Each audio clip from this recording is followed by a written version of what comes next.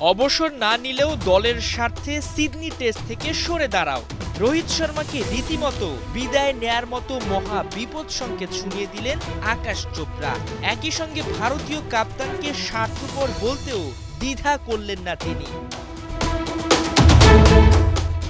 ৩-৯-৩-৬-০-৮ এগুলো কোনো mobile digit নয়, গেল কয়েকটা টেস্ট ইনিংসে রোহিত শর্মার রান।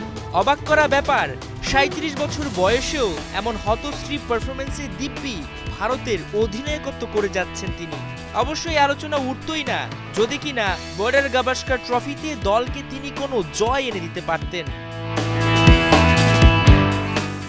অস্ট্রেলিয়ার বিপক্ষে গেল ৩টা টেস্টে ৫ ইনিংসে মাত্র ৬.৫ গড়ে ৩১ রান করেছেন রোহিত। আর এমন অফর্ম কাটিয়ে উঠতেই নাকি মেলবোর্ন টেস্টে দলের কথা ভাবেননি তিনি। নিজের স্বার্থে অদল বদল করেছেন ব্যাটিং লাইন আপ, যা দাবি করছেন সাবেক ভারতীয় ক্রিকেটার আকাশ চোপড়া।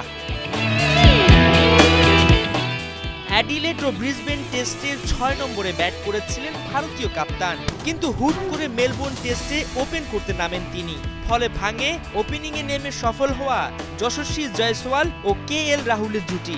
অন্যদিকে এ টেস্টে বাদ পড়েন অ্যাডিলেডে ভালো ফর্মে থাকা শুভমন গিল। সব মিলিয়ে রোহিতের এসব সিদ্ধান্তে বেশ ক্ষেপেছেন চোপড়া।